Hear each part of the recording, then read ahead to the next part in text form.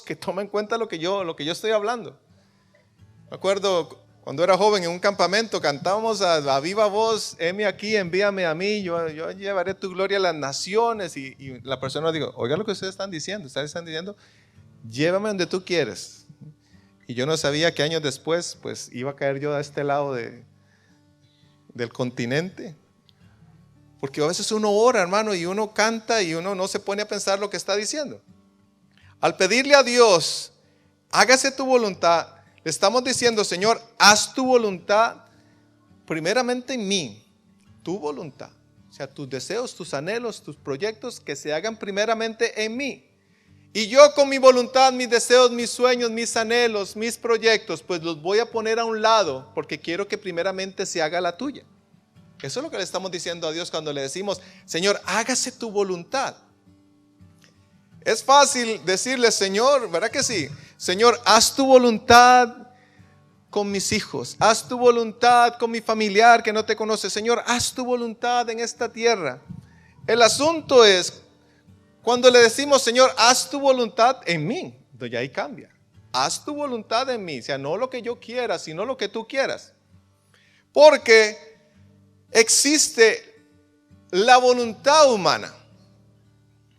Esa voluntad que es la capacidad de decidir con libertad lo que yo quiero y lo que no.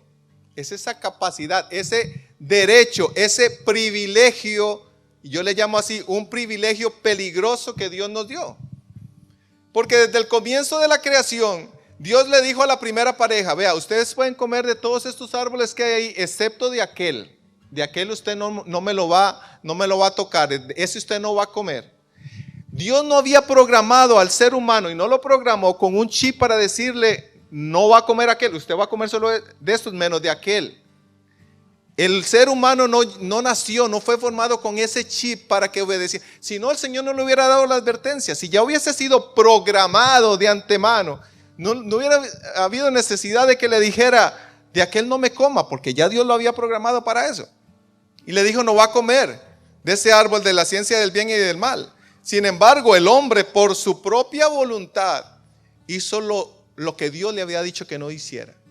Lo hizo por su propia voluntad. Y en Juan 3:19 dice así, y esta es la condenación, que la luz vino al mundo y los hombres amaron más las tinieblas que la luz porque sus obras eran malas.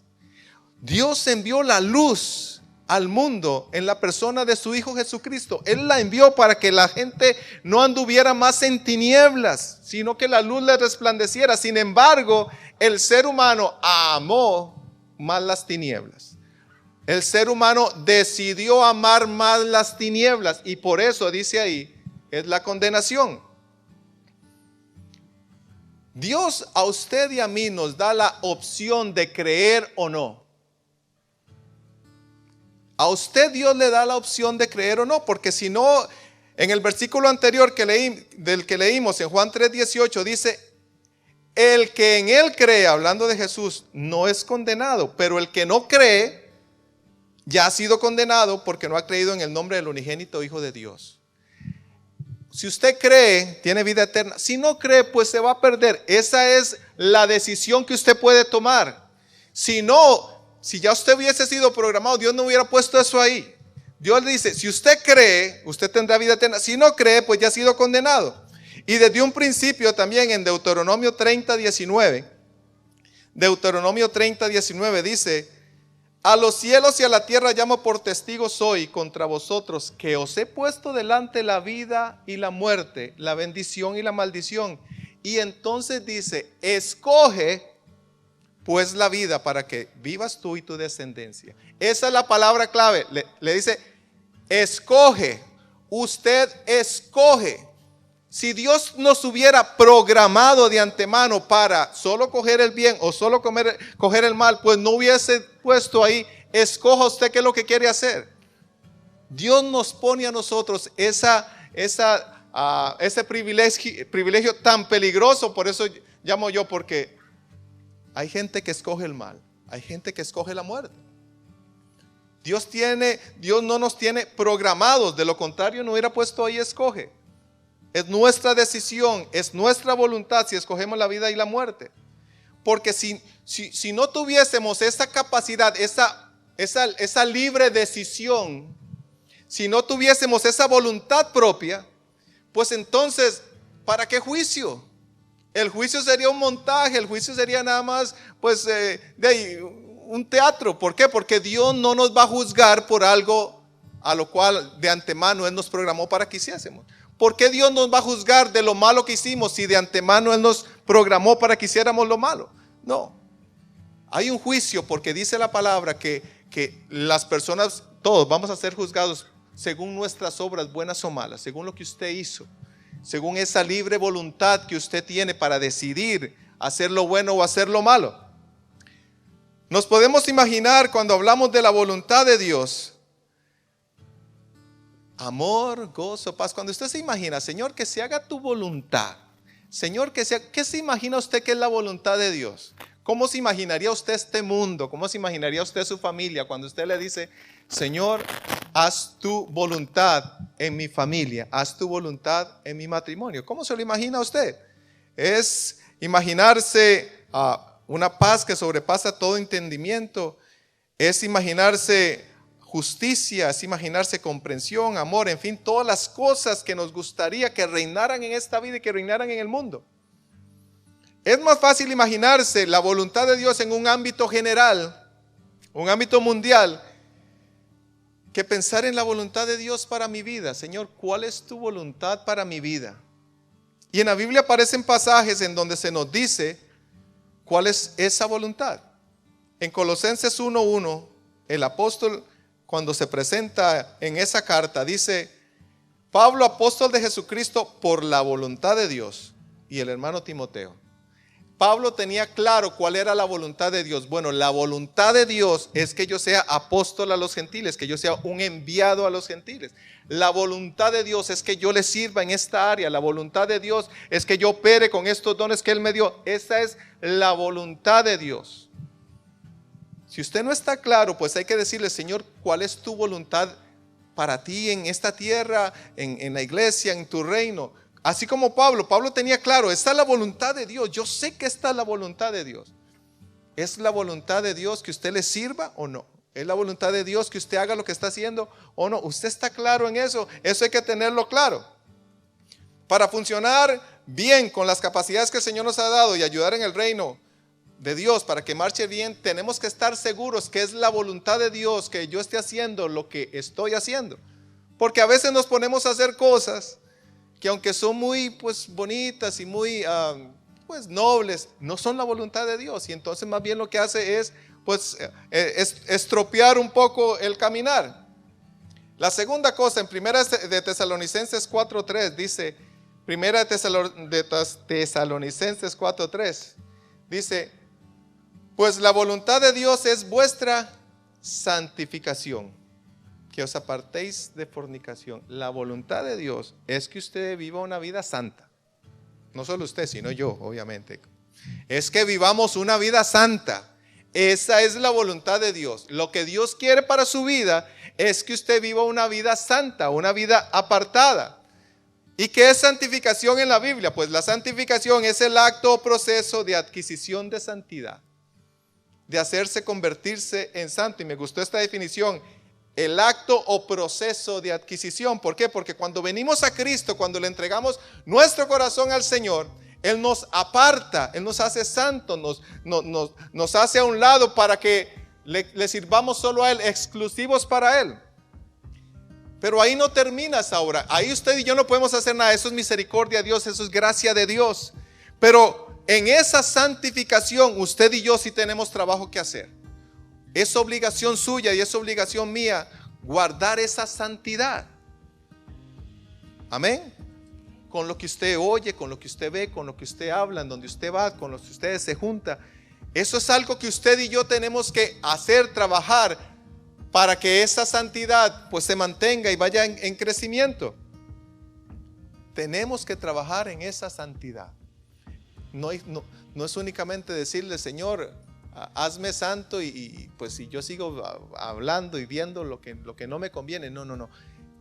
es algo que usted y yo tenemos que hacer todos los días. Trabajar en esa santidad. Trabajar en esa santidad. Decirle: Señor, ayúdame hoy a vencer esta tentación. Ayúdame, Señor, a caminar conforme a tus deseos. Señor, ayúdame a ver lo que tú quieres que vea, a oír lo que tú quieres que oiga, hablar lo que tú quieres que haga. Señor, yo quiero hacerlo un día a la vez. Es algo que no podemos descuidar. Es un trabajo diario, apartarnos de todo aquello que ofende a Dios y cumplir sus mandamientos, porque la voluntad de Dios es que vivamos una vida de santidad. Y eso es algo, hermano, que ya muy pocas veces se volvió a predicar desde los púlpitos.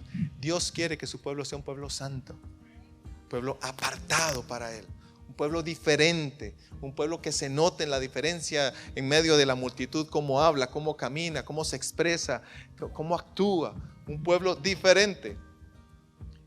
En primera de Tesalonicenses 5:18 dice: dad gracias en todo, porque esta es la voluntad de Dios para con nosotros en Cristo Jesús.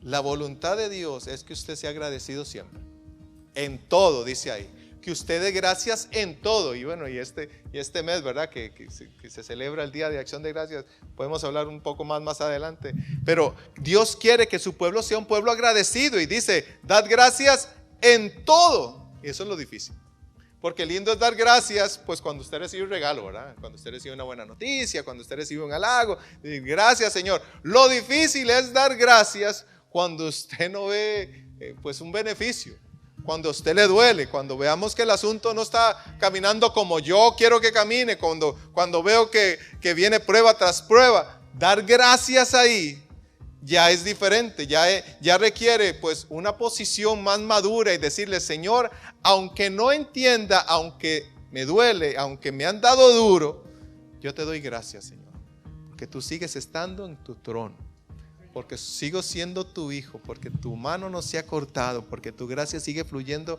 hacia mí, aunque me ha tocado duro, yo te sigo dando las gracias. Esa es la voluntad de Dios, que seamos hijos agradecidos. Y en primera de Pedro 2:15 dice: porque esta es la voluntad de Dios, que haciendo bien hagáis callar la ignorancia de todos los hombres insensatos. La voluntad de Dios es que nosotros hagamos el bien.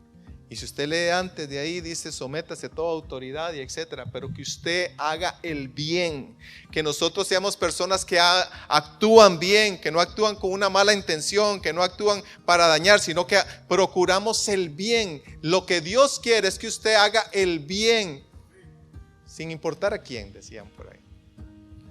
Hay que hacer el bien, hermano.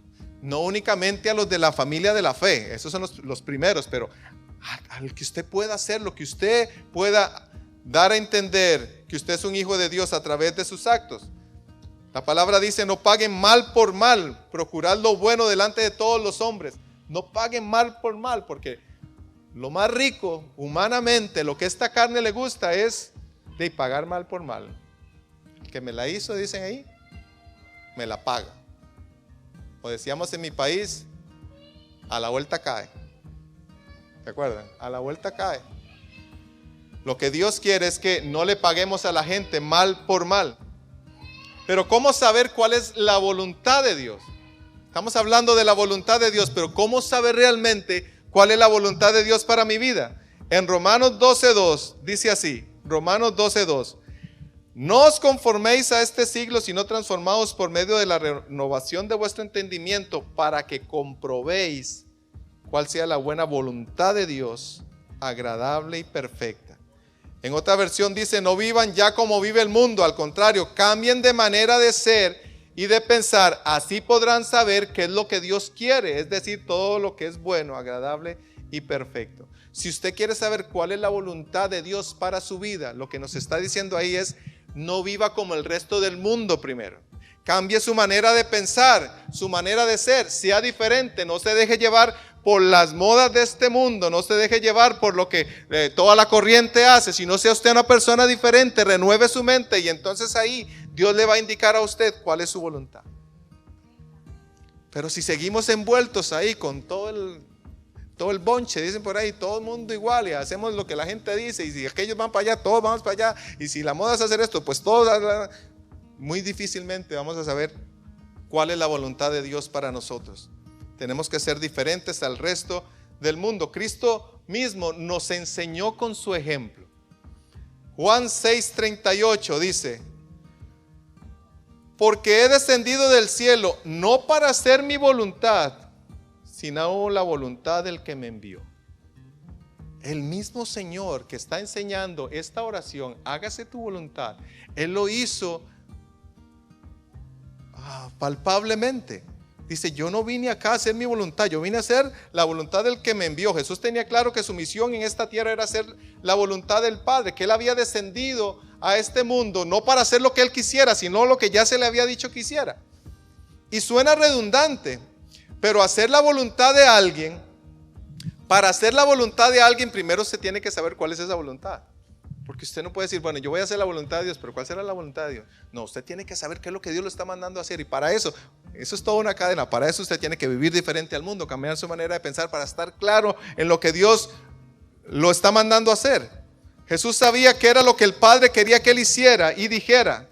Porque no podemos hacer la voluntad de Dios si no sabemos cuál es. La voluntad de Dios puede ser muy diferente a la nuestra.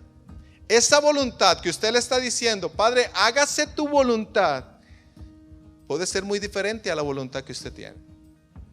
Puede ser completamente diferente a lo que usted quiere y anhela que sea. Puede ser que su voluntad sea muy diferente. Pero usted le está diciendo, Señor, hágase tu voluntad. No lo que yo quiera, Señor, no lo que yo desea. Dejo mi derecho a escoger a un lado y yo quiero que se cumpla lo que tú tienes para mi vida.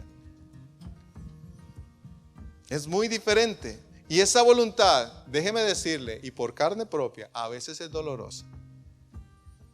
En Lucas 22:41 dice la palabra: y Él se apartó de ellos a distancia como de un tiro de piedra, y puesto de rodillas oró diciendo: Padre, si quieres pasa de mí esta copa, pero no se haga mi voluntad sino la tuya. En su humanidad, la voluntad de Jesús en ese momento de agonía, pues era, Señor, pues si tienes otra manera de hacer esto, si hubiese otra manera de arreglar este asunto, pues ayúdame para no tener que pasar por esto. Eso es lo que le está diciendo a su papá. Papá, si hay otra manera de negociar esto, pues por favor, que yo no tenga que pasar por este sufrimiento, pero que no se haga mi voluntad sino la tuya. Ese momento, hermano, ahí fue realmente donde se ganó la batalla, porque fue el momento de debilidad tan fuerte, fue un momento de presión tan fuerte, y el Señor tuvo esa valentía y esa convicción de decirle: Señor, aunque yo sé que me van a matar, me van a despedazar, si esa es tu voluntad, pues que se cumpla. Por eso le digo que a veces la voluntad de Dios no es tan linda, no es tan placentera, porque Dios tiene un plan mayor al final. La voluntad de Dios en ese momento fue que su hijo sufriera. Esa era la voluntad de Dios. Y yo un día ya les prediqué de esto. Jesús le dijo: Padre, si es posible, pasa de mí esta copa.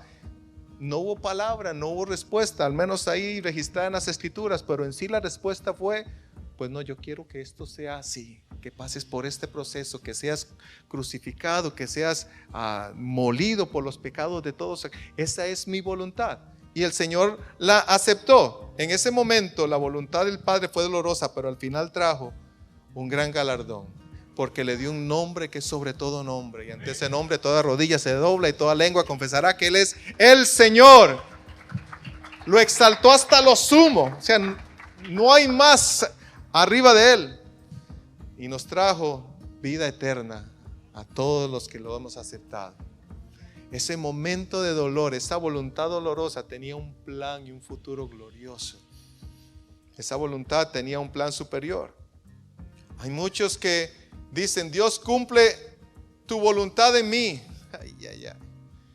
Dios, haz tu obra en mí. A veces cantamos: Dios, haz tu obra en mí. Dios, cumple tu voluntad en mí. Y eso implica grandes cosas.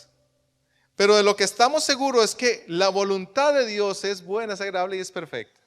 Es mejor que su voluntad, porque Él conoce su vida. Él sí sabe lo que a nosotros nos conviene.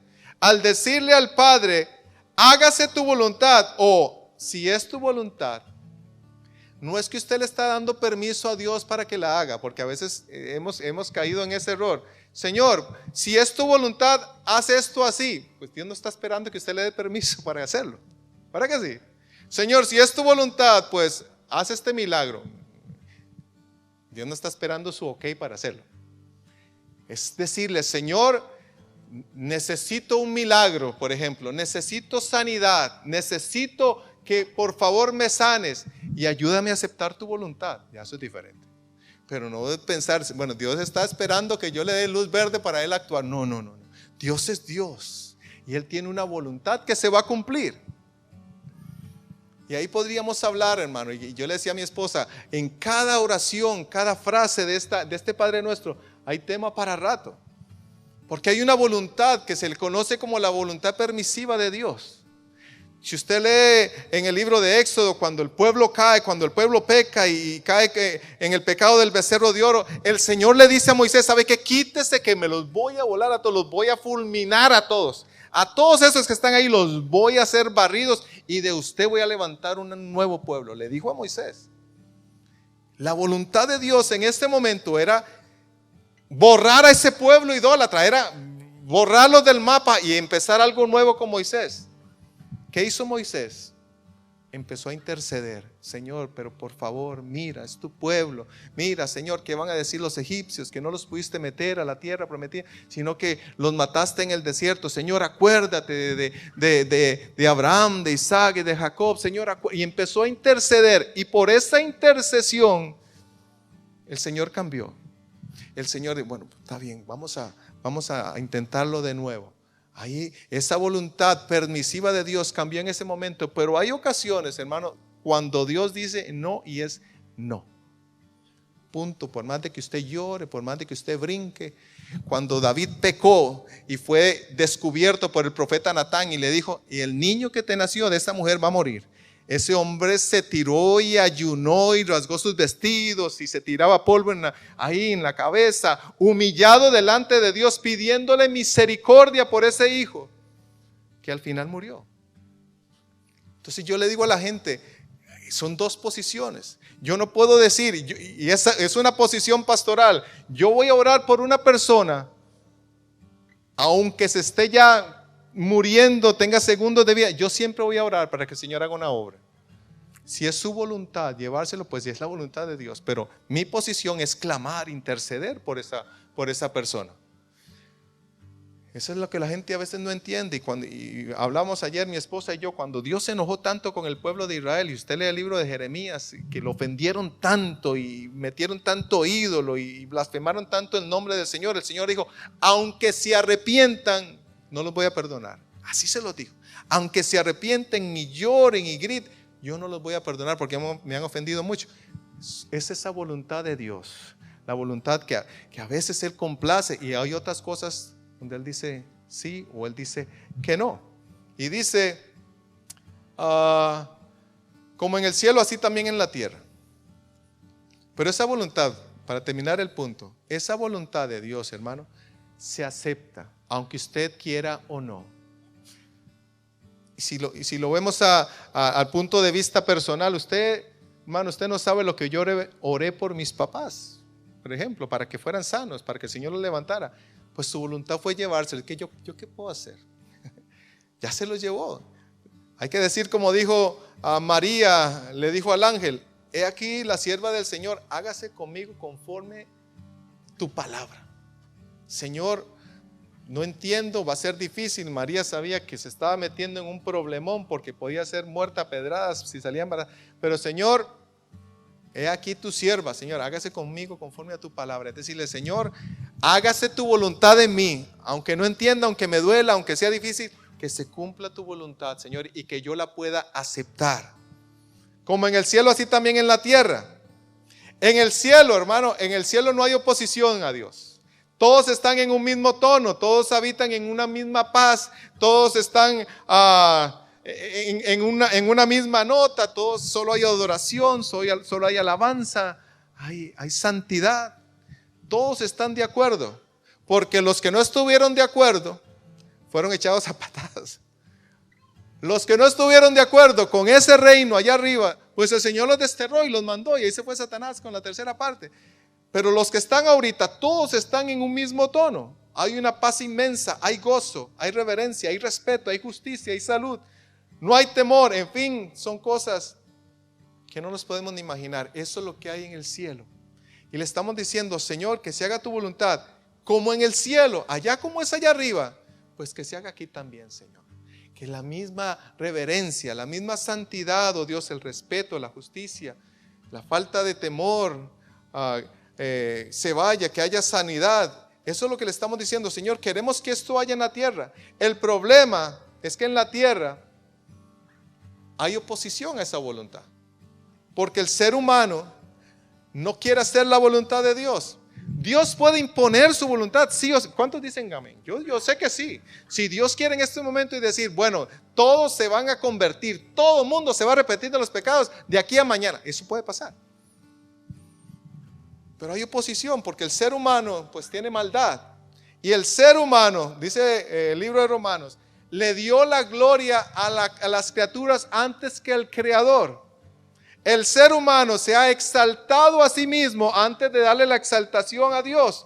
Por lo tanto, dice ahí, Dios nos entregó a una mente reprobada para hacer cosas que no convienen. Por eso es que la voluntad de Dios no se puede cumplir a cabalidad acá, porque el ser humano sacó a Dios de su vida, lo sacó de la sociedad, lo sacó de su vida, lo sacó de la ecuación. Por eso es que esa voluntad, ese gozo, esa paz, esa justicia que hay en los cielos no se puede realizar acá, porque el ser humano se apartó de Dios. Pero nuestra oración, obviamente, yo quiero, Señor, que haya paz en el mundo.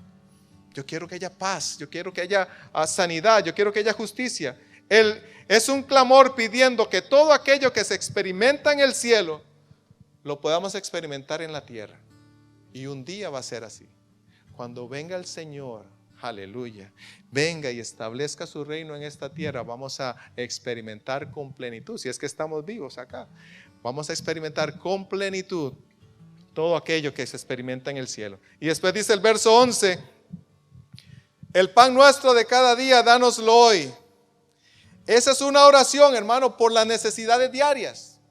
Algunos quisieron interpretar eso para ponerlo más espiritual. Bueno, no, ahí estaba hablando de la cena del Señor. No, el pan simboliza a Cristo. Oh, no, ahí estaba hablando de la palabra. Pero lo cierto es que Dios tiene cuidado de sus necesidades diarias. ¿Cuántos dicen amén? Dios tiene cuidado de usted y de mí. Jesús dijo, miren esas aves que no están estresadas por ahí trabajando y acomodando. Sin embargo, Dios le da su comidita todos los días. Y si usted se pone a analizar, hermano, es hermoso. Las aves no guardan ahí, no tienen un almacén donde guardan las lombricitas y los insectos para ir comiendo día a día. Todos los días tienen que salir a buscarla y Dios se las da. Entonces, mírenlas a ellas, dice el Señor. Es por un día a la vez. Cuando le estamos diciendo, Señor, el pan nuestro de cada día, dámelo hoy. Es como decirle, Señor, necesito que me suplas para hoy. Y mañana te voy a decir, Señor, ahora necesito la porción de hoy. Eso lo entendían más en el primer siglo, cuando el trabajador recibía su pago diario. Ahí no era que le pagaban por semana, ni por quincena, ni por mes, sino que trabajaba un día y le daban el salario de un día, al día siguiente le daban el salario del otro día. Entonces ahí tenían que depender diariamente de su trabajo. Enfermarse era un problema. Imagínense lo que era enfermarse sabiendo que no podía recibir, si no iba a trabajar no le pagaban. Es en donde el Señor nos quiere llevar a depender de Él todos los días. Todos los días, todos los días. Así como Dios le enseñó al pueblo a depender de Él en el desierto, donde el pueblo tenía que salir diariamente tenía que ir a coger la porción diaria, lo que se iban a comer diario, era lo que ellos podían agarrar. Y al día siguiente, pues, tener la fe y la confianza de que iba a haber para ese día también. Bueno, hoy me comí lo que me toca. Bueno, yo confío en ti, Señor, de que para mañana yo voy a tener también. Y algún vivillo por ahí agarró y almacenó. No, por aquello de que escuché mal, por aquello de que el Señor pues se le olvide leer la promesa. voy a agarrar un poquito más para hacer las tortas de mañana. Pero dice que se le aguzanó y se puso eso podrido ahí, porque el Señor quería que el pueblo dependiera de Él literalmente. Hoy es difícil pensar en eso. ¿Por qué? Pues porque la mayoría de los que estamos aquí, pues tenemos una alacena, tal vez con algunas laticas extra, una bolsita extra. Bueno, yo sé que por lo menos tengo para 2, 3 días. Pero lo que el Señor está queriendo decir es: dependan de mí. Dependan de mí. Dependan de mí. Así como aquel pueblo dependía diariamente, lo que el Señor quiere es: dependan de mí. Oí a alguien interpretar una vez este pasaje diciendo: Señor, todo lo que me vas a dar, el pan de todos los días que tú me vas a dar, quiero que me lo des todo hoy. Wow, a mí se me agarran los ojos así, porque nunca lo había oído de esa manera. El pan nuestro de cada día, o sea, el que me vas a dar en toda mi vida, démelo hoy. O sea, tener un bodegón ahí de pan. Pero si fuese así, hermano, yo pienso que no dependeríamos tanto de, porque yo sé que tengo aquello ahí almacenado. La escritura dice que Dios quiere que seamos prosperados en todo. Yo sé que sí, que seamos prosperados en todo y que de todo tengamos abundancia para que podamos ayudar a los demás, pero es depender de Dios. Eso es lo que Dios nos quiere enseñar, es reconocer que el pan diario en nuestra mesa proviene de Él. Porque el hecho de tener almacenado para muchos días, eso no es garantía de nada, déjeme decirle.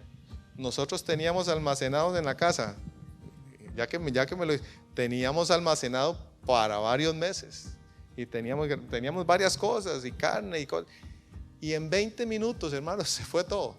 Todito se fue, todo. No le digo que no hay que guardar, y la palabra nos dice que hay que almacenar y qué sé yo, pero el asunto es depender de la provisión diaria de Dios. Jesús pidió por lo básico para la preservación de la vida.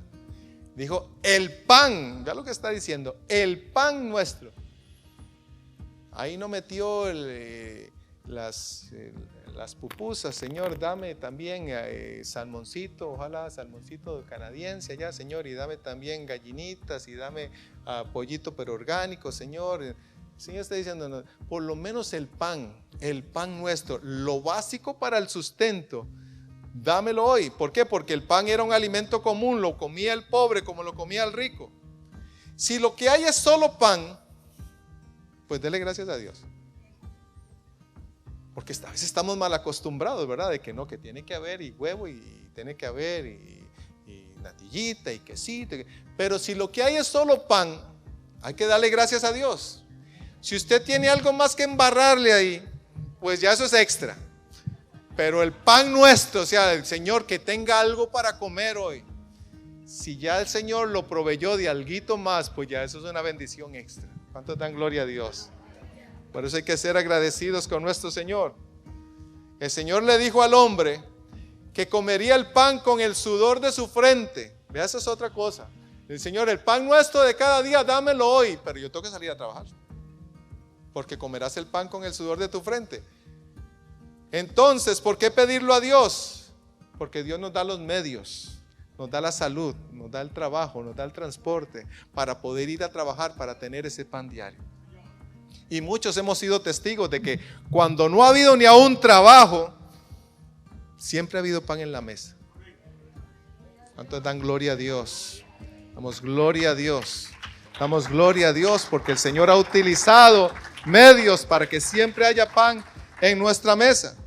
En 1 Timoteo 6:7 dice, 1 Timoteo 6:7 dice: porque nada hemos traído a este mundo y sin duda nada podemos sacar. Así que teniendo sustento y abrigo, estemos contentos con eso.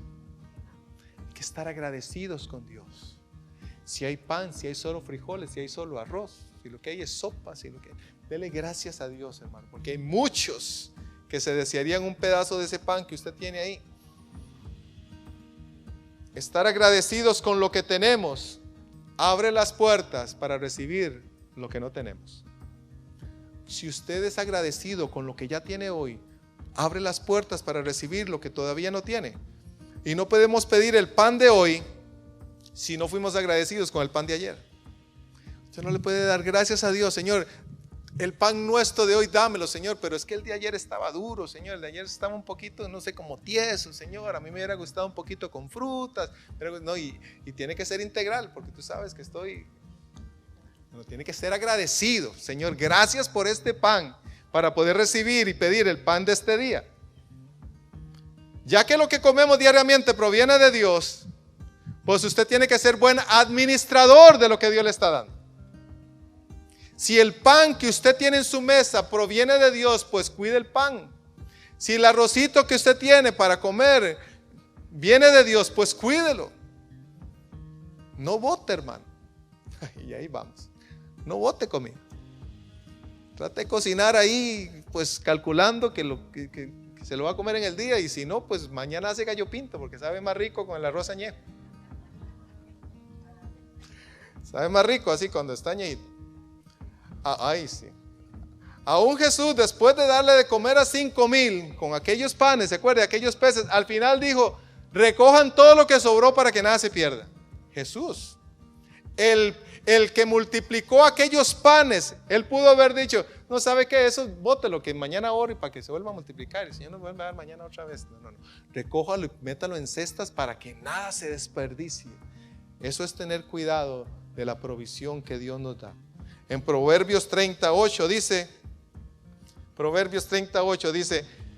vanidad y palabra mentirosa aparta de mí, no me des pobreza ni riquezas, manténme del pan necesario, no sea que me sacie y te niegue y diga: ¿quién es Jehová?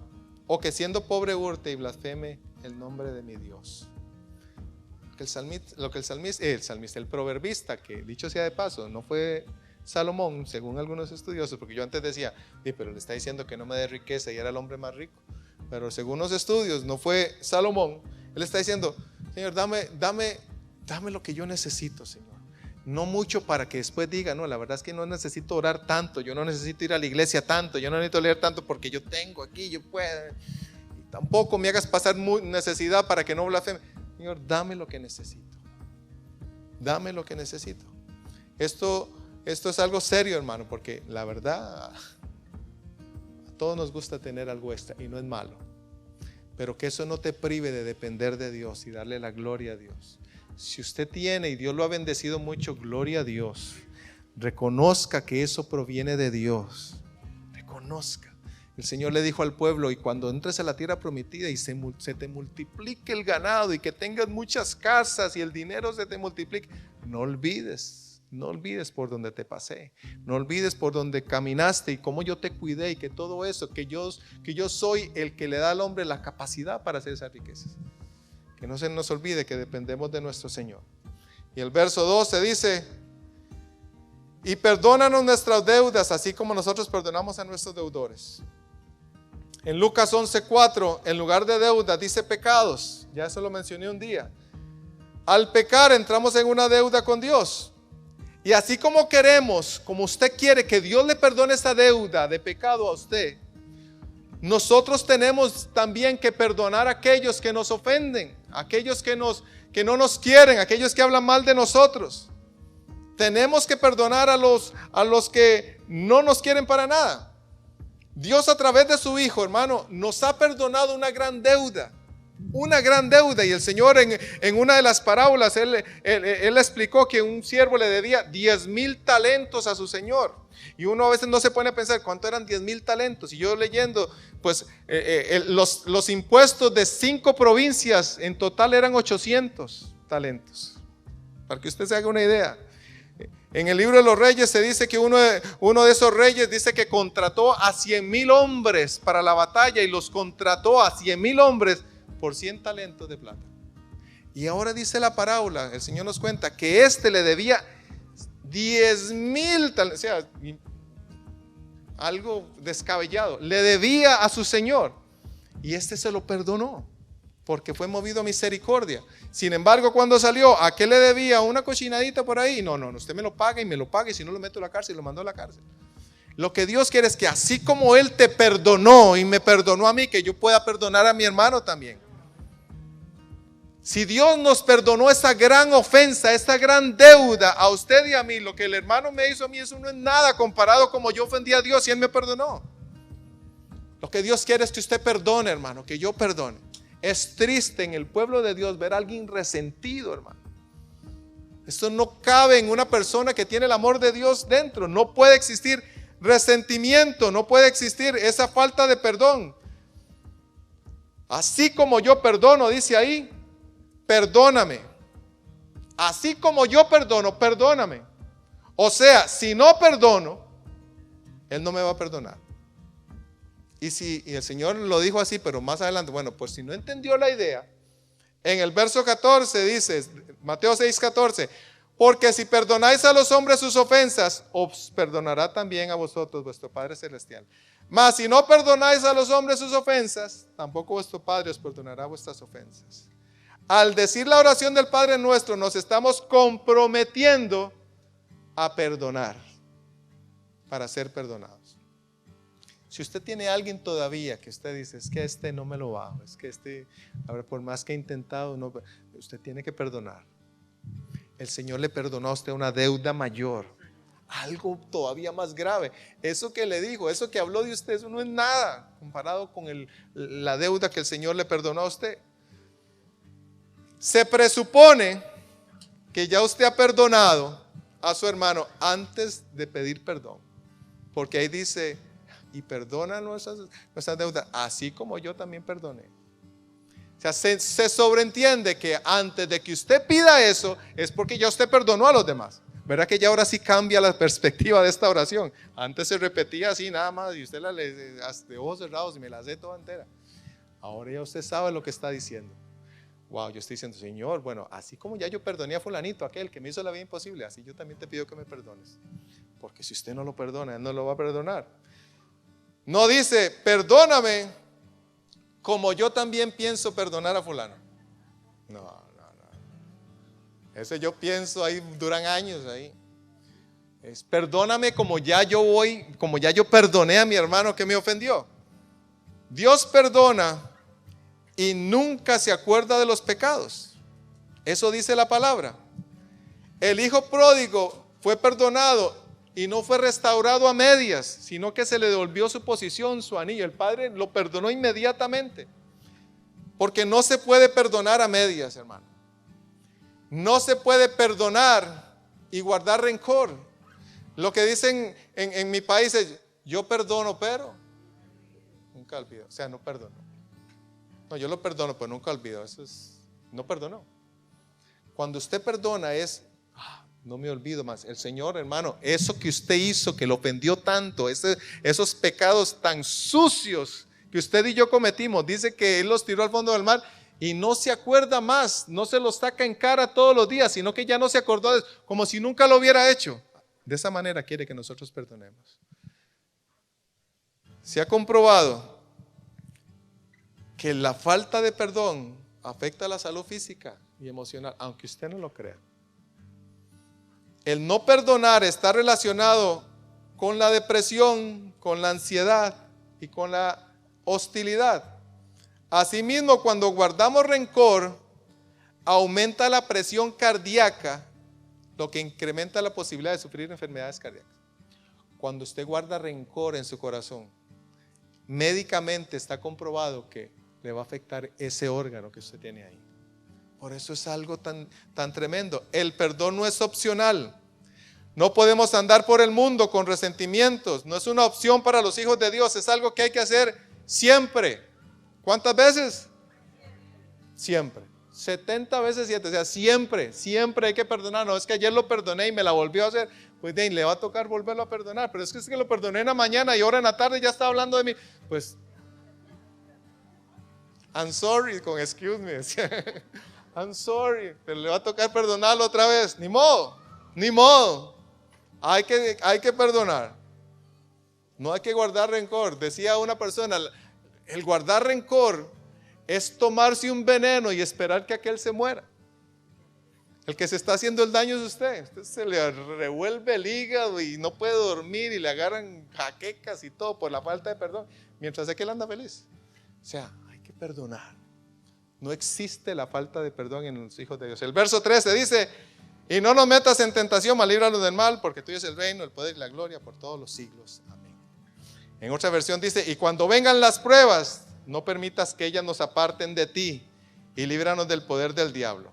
Si ya le pedimos, pues que perdone nuestras ofensas, nuestras deudas, pues da por entender que no queremos volverlo a hacer. Señor, no quiero, Señor, volverte a fallar, no quiero volver a pecar, no quiero volver a caer en lo mismo. La palabra que se tradujo como tentación también significa prueba. No nos metas en la prueba. Y las pruebas, aunque no nos gustan, son necesarias. Y usted no se las va a quitar de encima, hermano. No nos vamos a quitar las pruebas de encima, aunque no nos gusten. Métase a estudiar y verdad que usted, vea, yo me voy a matricular este semestre, pero con una condición de que no me hagan ningún examen. Está bien, dé la vuelta, con mucho gusto. Ahí lo vamos a llamar cuando abramos ese curso. No, hermano, la prueba es necesaria. ¿Para qué? Para subir de nivel. Si usted no pasa la prueba, si usted no pasó la prueba, decíamos mi esposa y yo, hay gente que no pasa la prueba. Y hay gente que se va porque no pasó la prueba, pero va a tener que repetir el curso hasta que pase la prueba y supere eso. Las pruebas son necesarias, aunque no son lindas, son necesarias. Por eso el Señor muchas veces decía, pues en la Biblia dice, pues gócese en las pruebas, pues gócese, alégrese en esas pruebas. En la Biblia aparecen muchos pasajes en donde se nos dice cómo Dios probó a su pueblo, probó a Abraham, probó a sus siervos. Los grandes hombres de Dios tuvieron que pasar por muchas pruebas. Las pruebas son necesarias y no nos vamos a poder quitar de encima. Tentar es diferente. Tentar es inducir a pecar. Eso es tentar. Por eso es que Dios no puede tentar a nadie. Hay gente que se confunde cuando dice, y no nos metas en tentación. Pues ¿será que Dios me va a meter en una tentación? No. Tentar es inducir al pecado. Por lo tanto, Dios no puede tentar a nadie. Santiago 1:13 dice, cuando alguno es tentado, no diga que es tentado de parte de Dios, porque Dios no puede ser tentado por el mal, ni Él tienta a nadie, sino que cada uno es tentado cuando de su propia concupiscencia está atraído y seducido. De nuestra propia maldad, ahí somos inducidos a pecar, somos tentados. Aunque estamos seguros de que de Dios no provienen las tentaciones, no estamos exentas de ellas. Eso es algo que tenemos que tener claro los hijos de Dios. Usted no está exento a las tentaciones, por eso hay que estar atentos, por eso tenemos que tener los ojos abiertos, porque usted no puede decir, eso no me va a pasar a mí. Eso le pasó a fulano y fulano, pero eso no me va a pasar a mí. Eso no me va a pasar. Por eso hay que tener cuidado, andar con pies de plomo, porque el enemigo anda por ahí rondando, viendo ver en qué momento nos pone la zancadilla para caer. Por eso hay que estar atentos, velando. El que cree que estar firme, dice la palabra, pues mire que no caiga. El mismo Jesús fue tentado. El mismo Jesús fue tentado. Mire qué atrevido más grande, tentar a Jesús. ¿Usted y yo qué? Con mucha más razón, hermano, usted a mí nos va a tentar, claro que sí, nos va a tentar y va a procurar que caigamos. Lo que sí se nos garantiza, no se nos está diciendo que no vamos a ser tentados, vamos a ser tentados. Lo que sí se nos garantiza es que Dios no nos va a dejar ser tentados más de lo que podamos resistir. Eso sí, le damos la gloria a Dios. Gracias, Señor. Gracias, Señor. Y hay gente que dice, es que caí en la tentación. Y ya cuando uno se pone a ver esto, hermano, esa tentación, si usted era un hijo de Dios, claro, usted la podía superar. Porque dice ahí que no va a dejar que usted sea tentado más de lo que usted puede soportar. Significa que esa tentación usted la podía superar. Y dice que en cada tentación también nos dará la salida. Cuando usted y yo seamos tentados, primero hay que decir, Señor, sí lo puedo soportar, porque si tú permitiste que yo fuera tentado en esto, es porque lo puedo soportar. Muéstrame la salida, Señor. ¿Dónde está la primera puerta para salir corriendo de aquí? Enséñame la luz para salir de aquí. Esta petición es un recordatorio. Es pedirle a Dios que no nos deje ser tentados más de lo que podemos soportar y que siempre nos muestre la salida para no caer en esa tentación. Mantenga la palabra en su mente y en su corazón. Así fue como Jesús venció. Así dice la palabra. Y después Él mismo nos dijo: velen y oren para que no caigan en tentación. Vivimos en un mundo, hermano, y ahora que están los jóvenes acá, que hay tentaciones por doquier. Tentaciones. Vele, ore y estudie la palabra. Y ya para ir finalizando, dice el mismo Jesús: mas líbranos del mal. Líbranos del mal. Vamos a ponernos de pie. Nuestro Dios tiene poder, hermano, sobre toda fuerza del enemigo. ¿Cuántos dicen amén? Sobre todos los demonios. Eso no tiene menor duda. Cristo echó fuera a los demonios y nos dio esa autoridad a nosotros.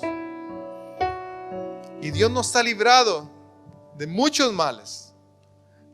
Tal vez no sabemos ni cuántos. Usted llegó esta mañana aquí sano y salvo. No sabemos de cuántas cosas nos libró el Señor. Por su fidelidad. Líbranos de toda fuerza del enemigo, dice ahí. Líbranos de todo el mal que nos quiere hacer. Líbranos, Señor. Esa es mi oración en esta mañana, para su vida, para mi vida, para su familia, para mi familia. Señor, líbranos del mal, de toda acechanza del enemigo, de todo ataque del enemigo, de toda maquinación del enemigo, venganza del enemigo. Líbranos, Señor, que podamos salir victoriosos, Señor, en el nombre de Jesús. Ese plan que el enemigo tenía contra tu familia se rompe en el nombre de Jesús. Ese plan que el enemigo tenía contra tu vida, contra tu salud, se rompe en el nombre de Jesús. Líbranos del mal, oh Dios. Líbranos del mal.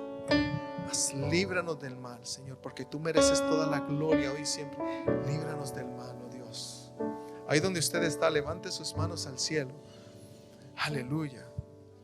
Dígale: Señor, haz tu voluntad en mí. A ver, ya usted sabe lo que eso implica. Hágase tu voluntad. Que se haga tu voluntad, Señor. Que se haga tu voluntad. Es lo mejor que le puede pasar, hermano. Es lo mejor que le puede pasar. Estar en la voluntad de Dios y no en su propia voluntad. Señor, hágase tu voluntad. Así como es allá arriba, Señor, que sea en mi casa. Que esa paz que hay en el cielo, esa paz allá en mi casa, Señor. Que ese gozo que hay en el cielo esté en mi casa también, oh Dios. Que la salud, Señor, que hay en el cielo esté en mi familia también, en el nombre de Jesús. Que así como es allá, Señor, sea en mi casa, en mi vida, Señor. Hágase tu voluntad, así en el cielo como también en la tierra, empezando por mi vida y por mi casa. Que se haga tu voluntad, oh Dios, que es agradable, que es perfecta, que es buena, Señor. Señor, pedimos por nuestras necesidades. Pedimos por nuestras necesidades, Señor. Señor, cada necesidad que hay en tu pueblo, oh Dios, sea suplida conforme a tus riquezas en gloria, en el nombre de Jesús. Si alguien vino en esta mañana con alguna necesidad, Señor, suple nuestra necesidad. Y que podamos, Señor, reconocer que eres tú, oh Dios. Que no son mis fuerzas, que no es mi trabajo, que no es la compañía, Señor. Que no son los clientes que tú me das, sino que eso proviene de ti, oh Dios. Ellos son únicamente el medio que tú estás utilizando para traer este pan a mi mesa, Señor. Tú eres mi proveedor. Tú eres mi proveedor.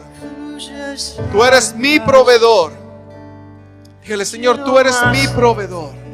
Eres mi proveedor. Eres mi proveedor. No confíe en sus fuerzas. Eso recíbalo de Dios. No confíe en sus fuerzas, en lo que usted puede hacer, en sus habilidades. No confíe ni aún en su trabajo, en su patrón o en su compañía. Confíe en aquel que tiene riquezas en gloria inagotables. Aleluya. Confíe en el Dios de la provisión. Porque si una llave se cierra por aquí, la provisión puede abrir otra llave por allá y que caiga esa bendición, porque la provisión viene de lo alto, no viene de la compañía, viene de lo alto. Aleluya. Provisión viene de Él. Aleluya. Ayúdanos a perdonar. Si ahí donde usted está, usted reconoce que no ha perdonado a alguien, hoy es el día de perdonar. Hoy, no piense hacerlo. Hoy es el día de perdonar.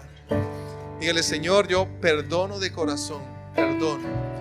Y decido no guardar rencor, no sacar en cara, no estar recordando aquello que me hicieron hace mucho o recientemente. Que yo pueda actuar como tú actúas, Señor, perdonar y no acordarme más de esas cosas. Y perdóname, Señor. Así como yo perdono, perdóname tanta ofensa, Señor. Perdóname, Señor, tanto pecado, tanta cosa que he hecho que te ha ofendido. Perdóname, Señor. Y ayúdame, Señor, para que cuando venga la tentación yo pueda resistir, Señor. Yo pueda resistir y ver la salida que me estás proveyendo, Padre, en el nombre de Jesús. Y si alguno en esta mañana está siendo tentado en el nombre de Jesús, párese fuerte. Párese fuerte. Si está siendo tentado, es porque Dios sabe que usted puede resistir. Usted puede resistir en el nombre de Jesús. Usted puede resistir. Busque la salida. El Señor te está mostrando la salida. Puede ser que aún usted la esté viendo y no quiera cogerla, pero el Señor te está mostrando cómo salir de ahí. Aleluya. Y líbranos del mal, oh Dios. Yo oro, Señor, como pastor de esta iglesia, por este rebaño, Señor, para que tú libres del mal, Señor, a cada familia, a cada joven, Señor, a cada niño, a cada adolescente, a cada anciano, Señor, cada varón.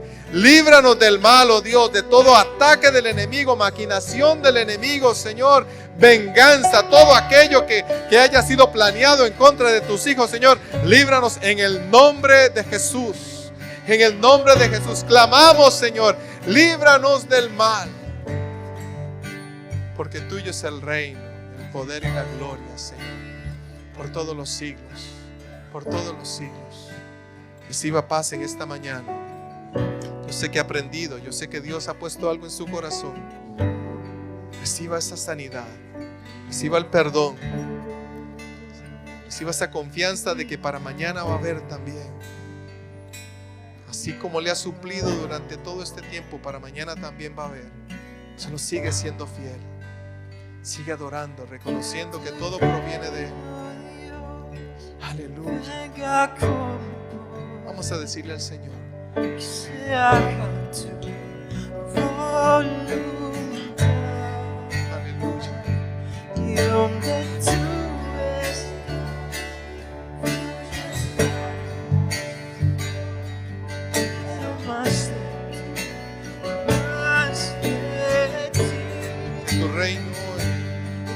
Tu reino, Dios, venga con poder, que se haga tu voluntad. Y donde tú estás, fluye salvación.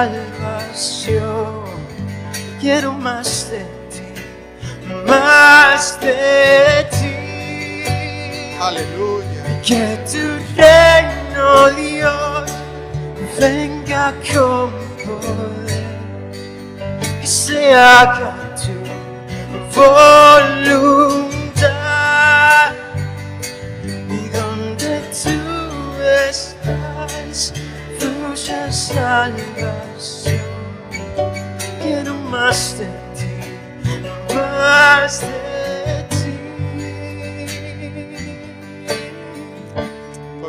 Que el Señor te bendiga y te guarde.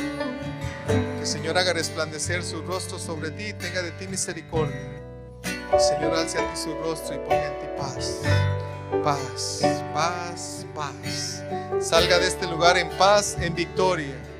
Porque hay un Dios que le ama, hermano. Dios que suple para sus necesidades.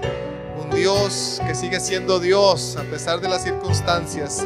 Merecedor de alabanza y merecedor de gloria. Vamos a darle un aplauso al Señor. Estamos despedidos, hermanos. Nos vemos el miércoles a las 7:30.